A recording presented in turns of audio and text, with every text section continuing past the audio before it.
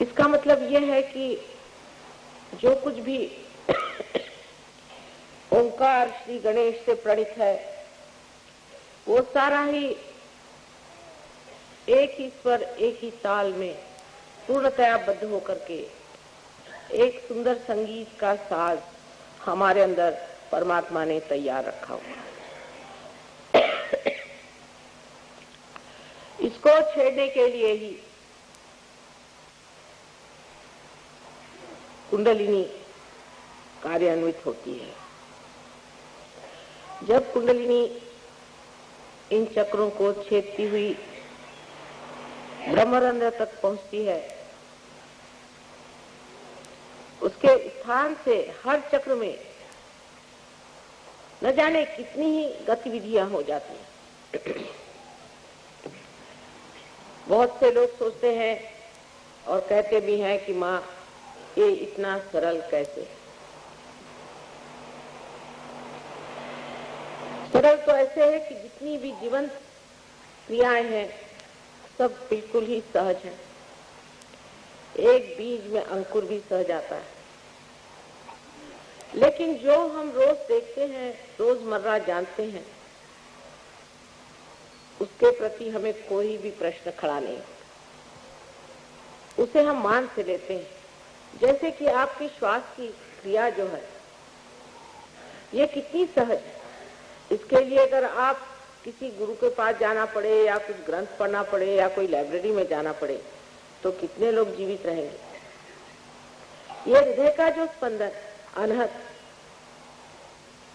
हर घड़ी अपने आप ही कार्यान्वित रहता है, उसको अगर चलाने के लिए हमें बाह्य से कोई उपचार करना पड़ता तो कितने लोग इस संसार में जीवित पैदा होते। ऐसी अनेक विध चीजें जो जीवंत हैं हम देखते हैं। ये फूल खिलते हैं अपने आप और इनके फल भी हो जाते हैं अपने आप। ये उत्तम भरा प्रज्ञा जिसने इस सृष्टि को पूरी तरह से आशीर्वादित किया है, वो ये सारे जीवंत कार्य हर क्षण हर पल करती रहती है। इतना ही नहीं, इसका चयन इतना अद्वितीय है कि उसका अनुमान हम अपने मानवीय बुद्धि से नहीं लगा सकते। माने एक आम के पेड़ में सिर्फ आम ही लग सकता है। एक हिंदुस्तानी के घर हिंदुस्तानी ही पैदा होता है। मेरा मतलब ये नहीं कि हिंदुस्तानी से है कि वो कोई ब्रांड लेके आता है, लेकिन उसकी शक्ल सूरत से आप जानते हैं कि हिंदुस्तानी।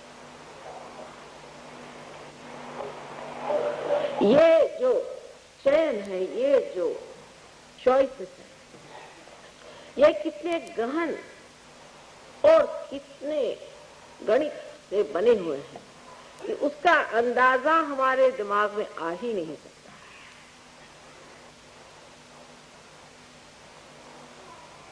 जैसे कि मैंने पहले कहा था कि सिर्फ एक ही हो सकता है कि जो ये सीमित बूंद है इसे हम सागर में ढाल सकते हैं। सागर से एकाकार होने पर सागर की सारी शक्तियों को देख सकते हैं, जान सकते हैं और उसका आनंद भी लूट सकते हैं। यही कार्य ये कुंडलिनी करती है। लेकिन इसकी व्यवस्था इतनी सुंदर है इस साज कि ये स्वर सारे जाकर के अंत में अपने मस्तिष्क में पूरे यहां से लेकर के यहां तक सातों की सातों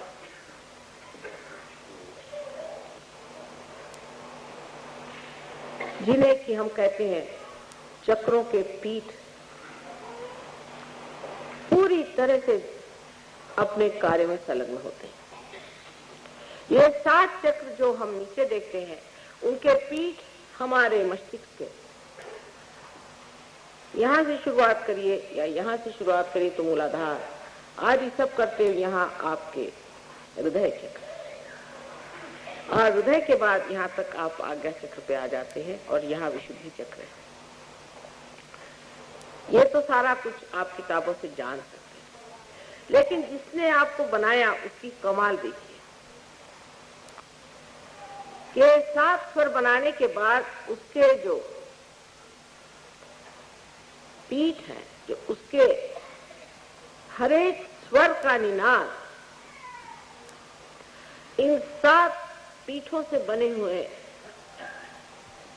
इस मस्तिष्क में, इस ब्रेन में किस तरह से घुमाया जाता है।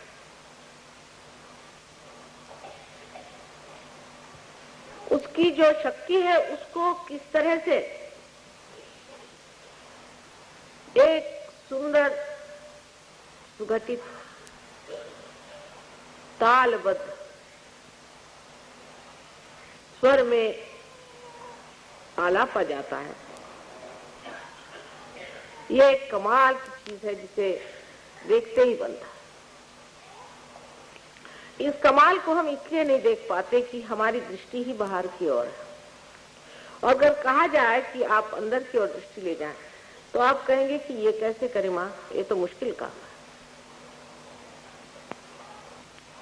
आप अब इस वक्त मेरी बातचीत सुन रहे हैं, आपका सारा चित्त मेरी ओर है, लेकिन अगर कोई घटना घटित हो जाती है तो आपका चित्त वहां आकर्षित हो जाता है।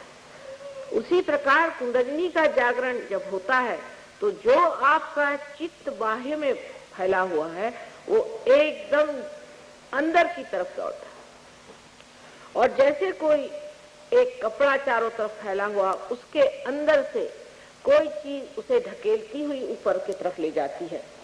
इस प्रकार कुंडलिनी सहस्त्रार के आने पर उसे चाक कर देती है। लेकिन उसका चाक करना भी इतना सुंदर है कि जब वो भेद होता है तो उस कुंडलिनी का प्रकाश उस सारे चादर में फैल जाता है। जो कहा है कि राम रंग रस भीनी,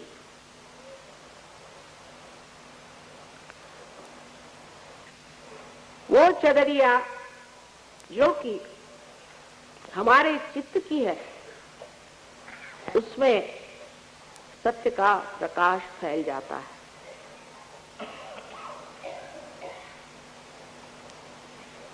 अब कितनी सुंदर रचना है कि हृदय चक्र बराबर यहाँ बीचों बीच है, जहां पर कि हमारा ब्रह्मरंध्र छेदन होता है। ब्रह्मरंध्र का छेदन उस जगह है जहां हमारा हृदय है। इसका मतलब ये है कि हमारे हृदय में जब तक परमात्मा को पाने की इच्छा नहीं होगी तब तक ये भेदन ठीक नहीं होगा। सारा काम हृदय का है, ये समझने की बात। आप लोगों ने बुद्धि से मेरी बात समझ ली है, बुद्धि से समझने की बात ठीक, लेकिन जब तक ये हृदय से संचारित नहीं होगी, जब तक ये हृदय से सर्कुलेट नहीं होगी, तब तक हमारे अंग अंग में ये बसने वाली चीज नहीं है, क्योंकि हृदय में ही हमारे आत्मा का स्थान है। इसलिए ये समझ लेना चाहिए कि हृदय को छेड़ने के लिए पहले हमें अपने हृदय को खोल देना है। इस हृदय में आत्मा का वास है, जिसके ऊपर 7 रंगों में इन 7 पीठों से प्रकाश फैला हुआ। इतना निकट का संबंध हमारे इस मस्तिष्क का, ब्रेन का और इस हृदय का। लेकिन आज हमारा हृदय एक तरफ काम करता है, शरीर दूसरी तरफ काम करता है और बुद्धि तीसरी तरफ खींचती है। इसमें कोई समग्रता नहीं। समग्र माने सब अग्रों में से एक ही सूत्र जाना चाहिए। इसमें कोई इंटीग्रेशन नहीं है। इसीलिए हम अपने से ही रोज लड़ते रहते हैं, अपने से ही रोज झगड़ा रहता है।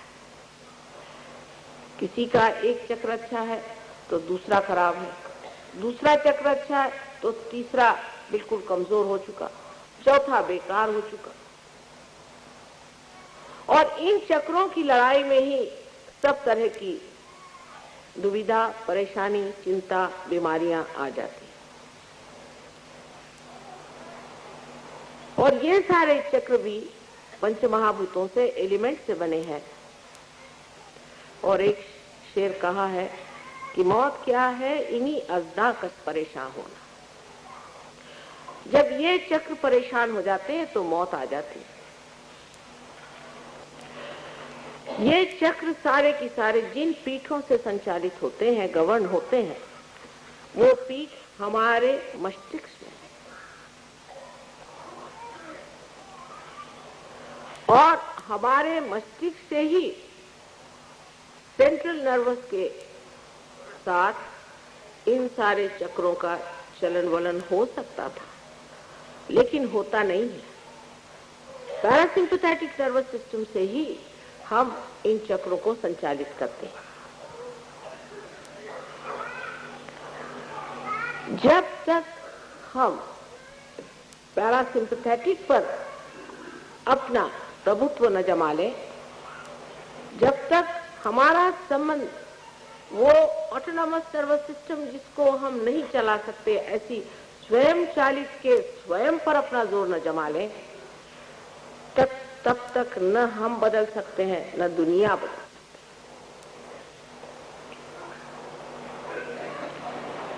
बाहर से आप किसी चीज को ठीक कर लें, किसी पेड़ में अगर कोई खराबी हो जाए तो उसके अगर आप किसी पत्ते को ट्रीटमेंट दे दें तो शायद वो थोड़ी देर के लिए ठीक भी हो जाए, लेकिन असली बीमारी उसके जड़ में है।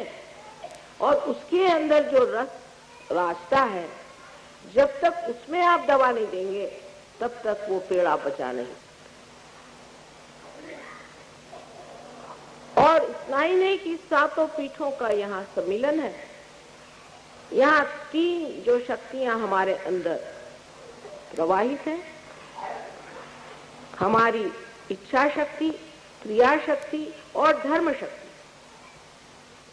जिससे हमारा उत्क्रांति का पथ बनता है, जिससे हम इवोल्यूशनरी प्रोसेस में जाते हैं। ये तीनों ही शक्तियां एकत्रित हो जाती हैं। इस प्रकार इस मस्तिष्क में 7 चक्र और 3 शक्तियों का समन्वय होता है, लेकिन उनमें रिलेशनशिप, उनकी दोस्ती मात्र होती है, इंटीग्रेशन नहीं होता, समग्रता नहीं। जैसे कि एक ही स्वर में, एक ही ताल पर सातों स्वर नाचे, ऐसी स्थिति तभी आती है जब उनके मणि के छिद्र से एक ही कुंडलिनी जैसे कि डोर पुरोई जाती है, उस तरह से पूरी तरह से भेद करती हुई यहाँ पर सहस्त्रार को भेद देती। यह सहस्त्रार के बारे में जितना भी कहा जाए कम है। सहस्त्रार जो हमारा आखिरी चक्र है, इसमें 1000 पंखुड़ियां हैं, जो कि वास्तविक हमारे अंदर जो 1000 नाड़ियां हैं। डॉक्टर लोग इस पे कभी कभी बड़ा झगड़ा उठाते हैं कि नहीं 982 है या कुछ है।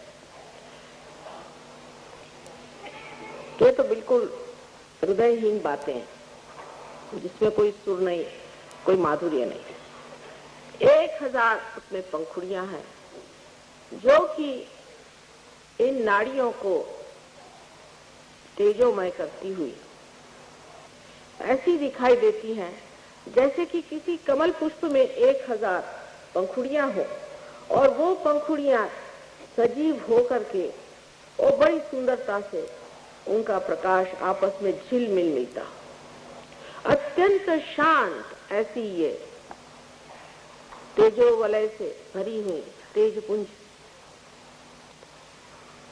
ज्योतियां जैसे कि पंखुड़ियां हो, इस तरह से प्रकाशित होकर के और आंदोलन करती रहती है। इस आंदोलन से जो हमारे अंदर आनंद निर्माण होता है उसे निरानंद कहते हैं। निरानंद माने केवल आनंद, एब्सोल्यूट जॉय।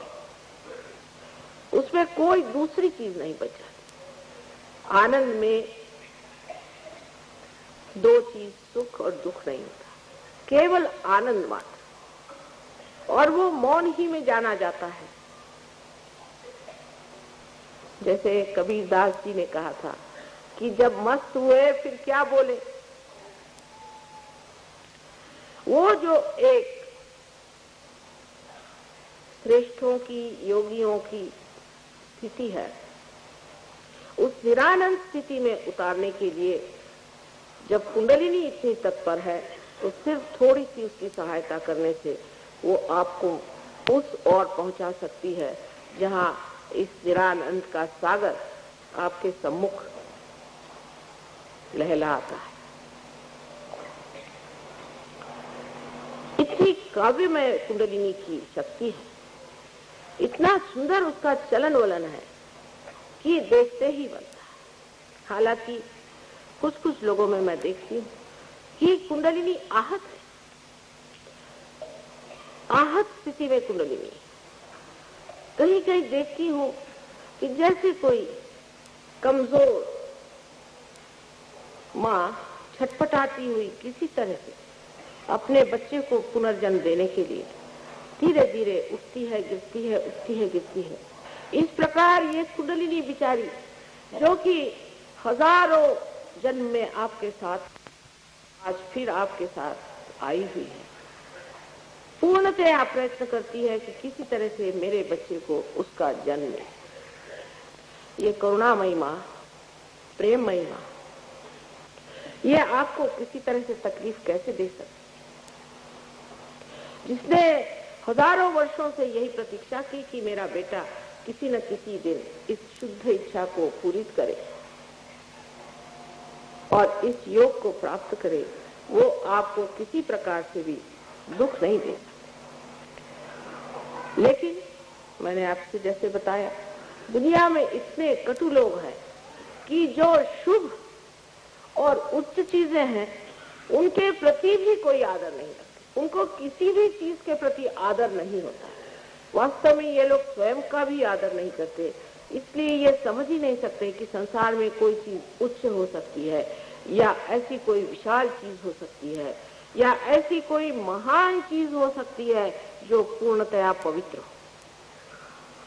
हमारे सामने इतने संतों के उदाहरण होते हुए भी हम लोग भूल जाते हैं कि जब वो इस संसार में आए तो वो अपने लिए नहीं आए, क्योंकि उनको क्या करने का था, वो तो सब कुछ पाए हुए, वो कुछ देने के लिए हमारे पास आए थे और जो उनको देना था वो उन्होंने काम हमारे अंदर, हमारे शरीर के अंतर्गत कर दिया। सिर्फ उसकी जानकारी हमें नहीं, बाह्य से हम जरूर उनके गुण गाते हैं, उनके गाने गाते हैं, उनकी प्रशंसा करते हैं, लेकिन हम इससे अभी अभिज्ञ हैं। अभी तक हमने ये जाना ही नहीं कि वो स्वयं हमारे अंदर बसे हुए इस कार्य के लिए तत्पर है। एक बार कुंडलिनी का जागरण होने दीजिए, तभी ये कार्य होगा। सहस्त्रार की सुंदर व्यवस्था ऐसी है कि अगर आप अपने ब्रेन को काट दें और ट्रांसफर सेक्शन में उसे देखें तो वास्तविक ऐसे दिखाई देगा जैसे कि कमल की पंखुड़ियां इस तरह से चारों तरफ लगी हुई। सहस्त्रार की दूसरी कमाल संसार में आप देखिए कि श्री फल माना जाता है, देवी का फल जिसे हम लोग नारियल कहते हैं। इसकी तुलना हर बार अपने ब्रेन से होती है।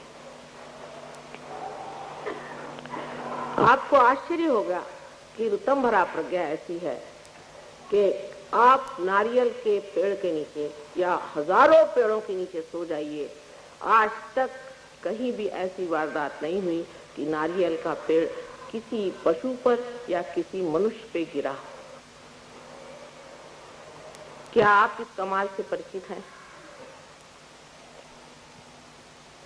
जब तक आप समुद्र के किनारे नहीं जाएंगे तब तक आप इस कमाल को नहीं देख सकते।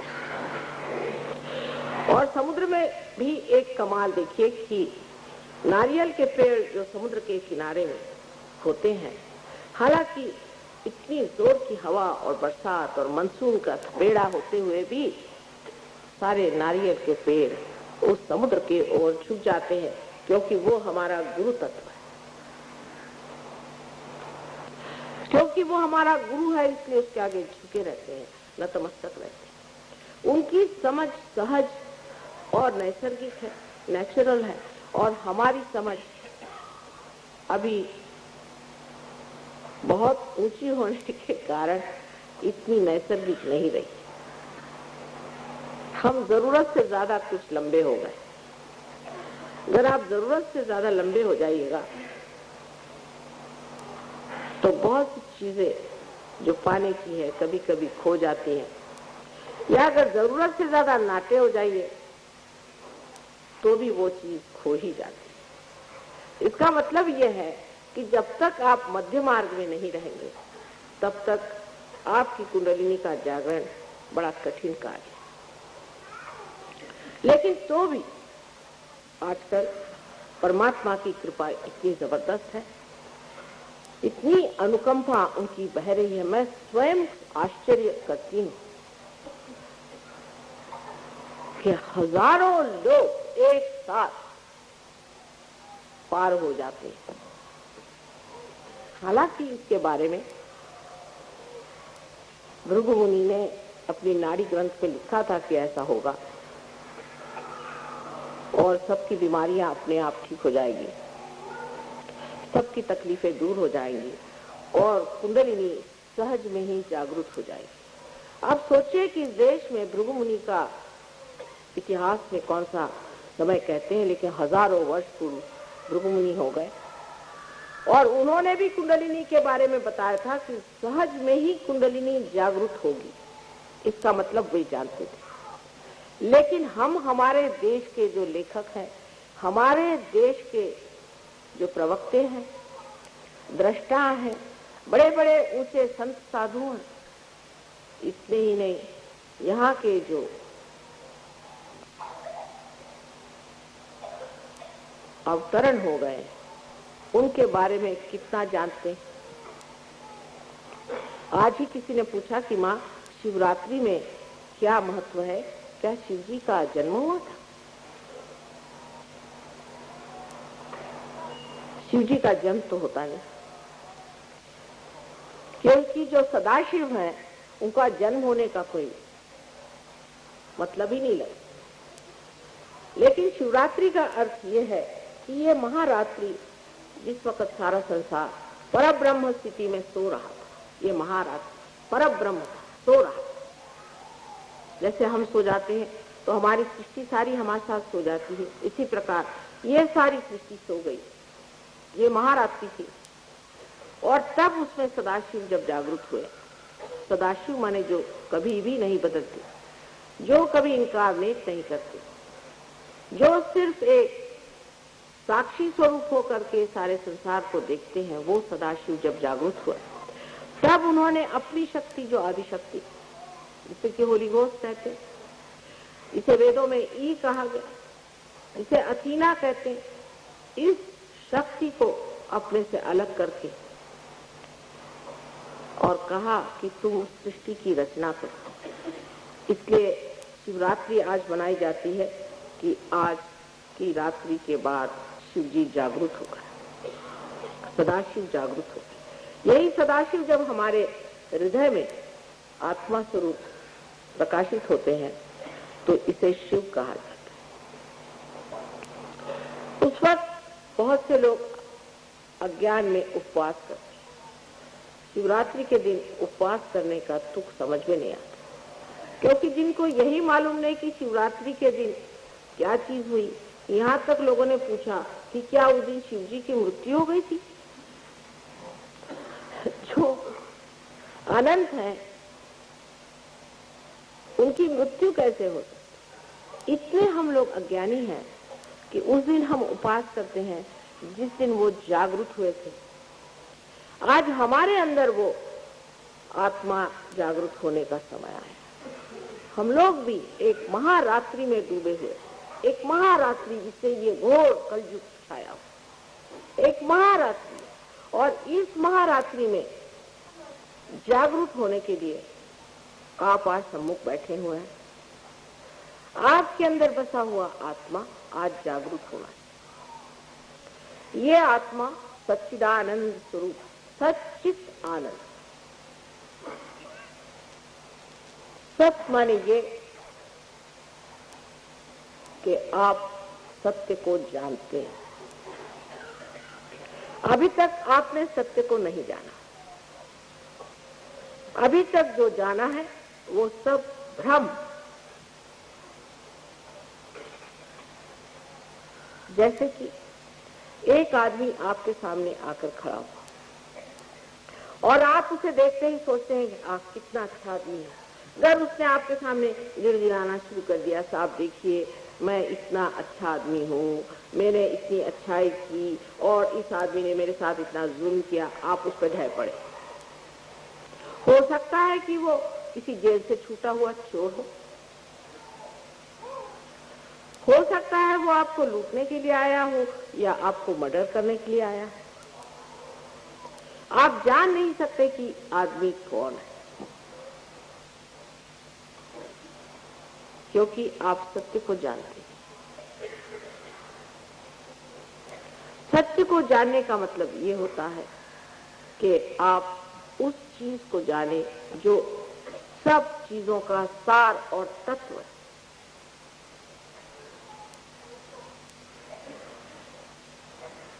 जैसे कि मनुष्य का सार और तत्व क्या है, उसका सार और तत्व उसका आत्मा है। उस आत्मा को जानते ही आपका जो ज्ञान है वो अज्ञान सा लगता है और ज्ञान की आप अपनी नसों पर, अपने सेंट्रल नर्वस सिस्टम पे जानते। जैसे कि एक साहब मेरे पास आए, मुझसे कहने लगे कि माँ मुझे अंजाना की बीमारी हो गई, मुझे ठीक कर दी। मैंने कहा अच्छा बैठिए आप। मैं जा रही थी, मैंने कहा अच्छा बैठिए। उनकी कुंडलिनी जागृत की, उनको बड़ा दर्द सा उठा थोड़ा सा। उसका अच्छा ठीक हो गया, आप हम जा रहे हैं। वो कहा माँ आप क्या कर रहे हैं, मेरे तो अभी हार्ट अटैक आ गया। मैं कहा बेटी तुम ठीक हो गए, हम जा रहे हैं। उदास होकर बैठ गए। तो मैं मोटर में बैठी, फिर मैं निकल के आई। मैंने कहा कि देखिए मेरी बात आप सुनिए, अभी आप डॉक्टर को जा करके अपने एंजाइनोग्राफी लीजिए और उसके बाद आप विश्वास कर लीजिएगा कि मैंने जो कहा वो सही। और वो डॉक्टर के पास गए। डॉक्टर ने कहा कमाल है, अरे भाई तुमको तो वाकई अंजाना था, वो हो क्या गया, तुम ठीक कैसे हो गए। सो आपका जो जानना है वो जानना क्योंकि डॉक्टर ने आपको बताया इसलिए जानना हुआ, और हमारा जानना इसलिए है कि आपकी जो वाइब्रेशंस है, आपके जो चैतन्य है, उसको हमारे आत्मा ने बता दिया। जब आत्मा बोलता है तब ये चैतन्य चलता है, ये ओंकार चलता है और ये आपको बताता है। कोई सी भी बात जिसके बारे में आपको जानना हो कि ये आदमी की तकलीफ क्या है, जब आप योगी हो जाते हैं आप उसके और हाथ करिए, आपके उंगलियों के इशारे पे आप बता सकते हैं कि इस आदमी को क्या बीमारी है।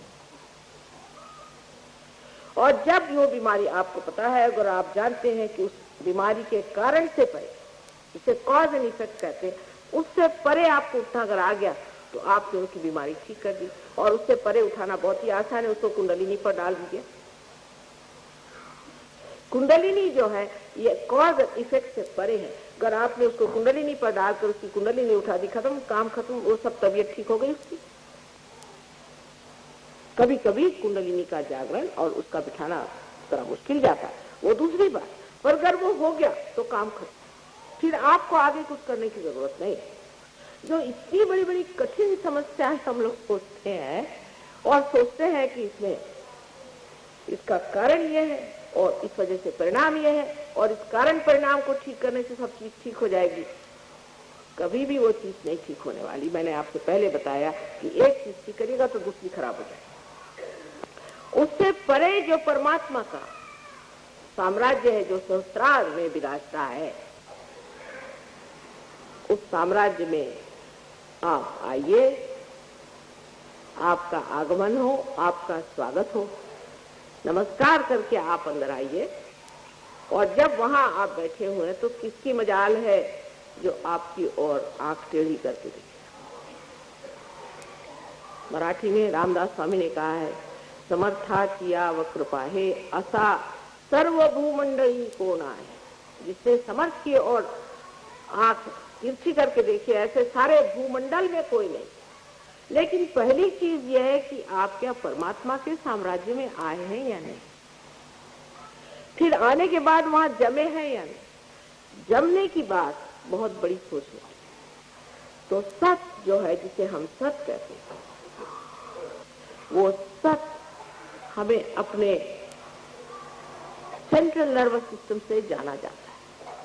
कोई कहेगा कि माँ यहाँ पर ये फूल बिछे हुए हैं, ये हम अपनी आंख से देख रहे हैं ना।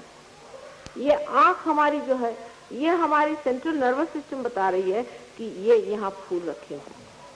फिर हम जब महसूस भी करें तो हम कह सकते हैं यहाँ फूल है, क्योंकि हम इसे महसूस कर सकते हैं। इसकी जानी जिसे कहते हैं, इसको जानना जो है, यही ज्ञान है, यही वेद है, जिससे विद होता है, जिससे बोध होता है। जो हमारे सेंट्रल नर्वस सिस्टम में जाना जाता है, यही हमारे उत्क्रांति का लक्षण है। और बाकी जो कुछ जाना है वो दिमागी जमा खर्च है या तो भावना की फेंक। इसलिए जब कुंडलिनी जा करके सहस्त्रार को प्रकाशित कर देती है तो हम सब ज्ञान के अधिकारी हो जाते। आप सोचिए कि जब हमारे यहाँ ये संत साधु हुए थे, तब यहाँ न यूनिवर्सिटी थी, न कॉलेज था, न कुछ था, लेकिन ज्ञान के भंडार से दृष्टा थे। एक से एक लोग इस संसार में हो गए। लंदन में एक विलियम ब्लेक करके बहुत बड़े कवि हो गए हैं। अगर आप उनका भविष्य पढ़ें तो आश्चर्यचकित हो जाएंगे कि वो एक एक चीज को, सहज योग के बारे में उन्होंने इतने साफ तरीके से लिखा है कि बड़ा आश्चर्य होता है। ऐसे दृष्टा मार्कंडेय जैसे लोग अपने इस देश से हो गए, तो आप लोग क्यों नहीं हो सकते। शुरुआत में जरूर एक ही मछली पानी से बाहर निकली थी, उसके बाद 10-12 निकली होंगी, फिर 1,000 निकली हो, फिर उसके बाद न जाने कितनी मछलियां उससे निकल करके आज मानव स्थिति में बैठी हुई। उसी प्रकार अनेक वर्षों से हम लोगों ने तपस्या की हुई है, परमात्मा से योग मांगा है, मेहनत की है, और आज सर्वसाधारण मनुष्य बन करके संसार में आए हैं।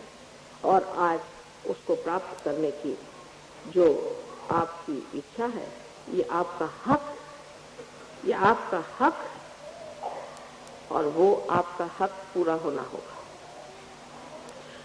जो साधु संतों ने कहा है, जो इन अवतरणों ने कहा है, वो सब सच करके दिखाना होगा। उसके लिए एक ही बस शर्त है कि कुंडलिनी का जागरण होकर के आपके अंदर वो प्रकाश जागृत हो, जो कि आपके नस नस में बहे और आप जाने कि आप योगी जन हो गए। योगी जन हुए बगैर कोई सी भी बात समझाई नहीं जाती। तो आप सत्य हमारे मुंह से जो सुन रहे हैं वो सत्य है या नहीं, ये जानने के लिए भी आपको योगी जन होना चाहिए।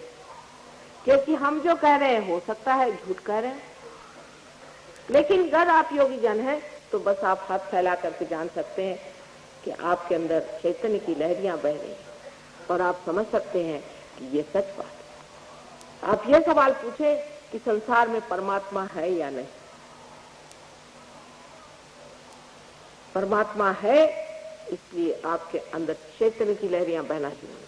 पर अगर किसी दुष्ट आदमी के लिए आप पूछे कि ये आदमी अच्छा है या बुरा है, तो हो सकता है कि ये तो पूरे चैतन्य बंद हो जाए, शायद आपको गर्मी आ जाए, शायद एक आध ब्लिस्टर भी आ जाए। लेकिन राक्षस को और संतों को पहचानने के लिए और भी बहुत से तरीके हैं। बुद्धि से भी मनुष्य समझ सकता है, बुद्धि से भी समझ सकता है कि जिस आदमी की दृष्टि आपके पैसे पर है, आपकी सत्ता पर है, आपके घर के बच्चे बीवियों पर है, वो आदमी कभी भी संत नहीं हो सकता। संतों के लक्षण बार बार कहे गए तो भी हम गलती कर जाते।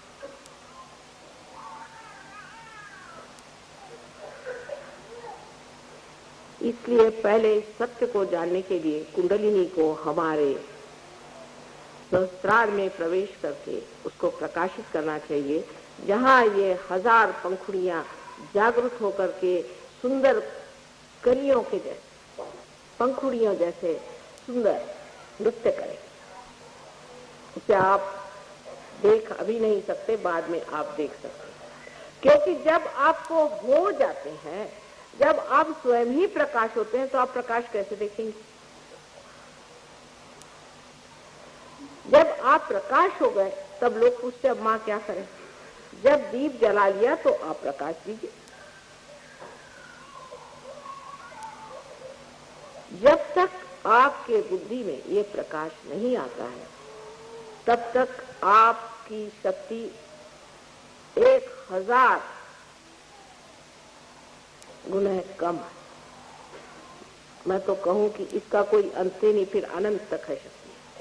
पर उससे पहले इतनी सी जो शक्ति है, जैसे कि एक बरगद का पेड़ एक छोटा सा बीज होकर के अंत में इतना बड़ा पेड़ हो जाता है, उसी प्रकार जो मनुष्य की बुद्धि अपने को इतनी छोटी और सीमित लगती है, वो इस कदर बढ़ जाती है कि उसकी शाखाएं भी चारों तरफ उतर उतर के उसे और भी स्थापित करते जाते हैं। ये परमात्मा का सत्य स्वरूप है, आत्मा का सत्य स्वरूप है। आत्मा सत्य को बताता है, लेकिन सहयोग में जरूरी है कि आपकी बैठक होनी चाहिए। अब आपने म्यूजिक सुना, हिंदुस्तानियों को तो ये बात समझनी चाहिए कि म्यूजिक चीज जो है बैठक के बगैर नहीं, बैठक चाहिए। पार तो हो जाएंगे आप, ठीक है, पर उसके बाद अगर बैठक नहीं हो तो आप समर्थ नहीं हो, आप पूरी तरह से इस पे प्रभुत्व नहीं पा सकते। इसके लिए बैठक चाहिए, अभ्यास चाहिए, और जब तक वो अभ्यास नहीं होगा आपके अंदर उसकी संवेदना, इस कदर नाजुक संवेदना, गहन संवेदना जागृत नहीं हो सकती, क्योंकि ये नसों से जाना जाएगा। और ये नसें आज तक जड़ रही, ये नस जब तक वो नवीन जागृति के नए आयाम में, डायमेंशन में जब तक नहीं जागृत होती, तब तक आप नहीं जान सकते। हमारे एक बार बहुत से लोग हमसे कभी कभी सोचते हैं कि ये इनको क्या पता होगा, ये तो बहुत सीधी लगती है। तो एक साहब आए, कहने माए देखिए ये आपका फोटो कैसा है। मैंने कहा बिल्कुल गलत, मैं बता दूं किसने निकाला। उनको अच्छा बताइए। मैंने उस आदमी का नाम बता दिया जिसने फोटो निकाला। मैंने कभी देखा नहीं था, किसी ने भी नहीं। वो चक्कर में आ गए कि माँ तुमने कैसे जाना। मैंने कहा हम सबके चक्रों को जानते, और उस चक्र को इस चक्र में जान रहे कि उसी पे सारा काम हो रहा है, इसका मतलब उसी आदमी ने फोटो खींचा। एक साहब हमें समझाने के लिए आए कि माँ आप बहुत सीधी हैं, आप जानती नहीं, ये बड़ा राजकारणी आदमी है और इससे संभल के रहिए और कुछ गड़बड़ कर सकता है। मैंने कहा अच्छा इतना ही बताना है आपको? कहले हाँ। अच्छा आप सुनिए, आप में इसके बारे में क्या जानती है कि इसकी बीवी अपनी नहीं है, किसी ब्राह्मण की बीवी भगा के लाया है, इसका बच्चा तो और इसका है, लेकिन ये बीवी दूसरे की, और सब उसका मैंने जो कच्चा चिट्ठा खोलना शुरू कर दिया तो वो आंखें फाड़ गई, देखने लगे कि माँ ने इस आदमी को तो एक ही बार देखा और इतना कैसे बता गई। पर यह बताना कोई बड़ी भारी बात नहीं, इसकी कोई जरूरत भी नहीं आपको, लेकिन आप ये बता सकते हैं कि आप में कौन सा दोष है। और जब आप सत्य हो जाते हैं तो असत्य से आप अलग हो जाते हैं। जैसे कि इस कपड़े पर अगर कुछ दाग लगा है और उस वक्त प्रकाश आ गया तो मैं इससे अलग सोचती हूँ कि इसे कैसे साफ कर दिया जाए। इसी प्रकार आप अपने से अलग हट करके जानते हैं कि ये असत्य है, ये हम नहीं ले सकते। जैसे आज एक साहब आए, कहले माँ मेरा आज्ञा चक्र आप ठीक कर, मतलब क्या कि मुझे अहंकार हो गया, इसे आप निकाल दीजिए। अगर किसी आदमी को कह दीजिए कि आपको अहंकार है तो वो मार बैठेगा आप, लेकिन जिस वक्त आज्ञा चक्र में दर्द होने लग जाता है तो खुद ही कहते माँ मेरा आज्ञा जरा कृपया आप ठीक कर दीजिए, इस आज्ञा से मैं परेशान हूं। क्योंकि जो चीज आपकी दूषित है वो इशारा ही नहीं करती, कभी कभी दुखती भी है, कभी कभी बताती भी है, जताती भी है, और आपके उंगलियों पे आप जानते हैं कि आपको क्या शिकायत है, और आपको शिकायत से एकाकार नहीं होता।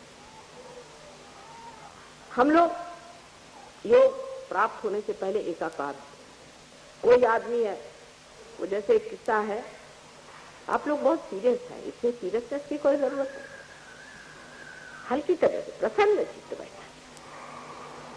परमात्मा का विषय सीरियस नहीं है, गंभीर है लेकिन सीरियस है, प्रसन्न चित्त।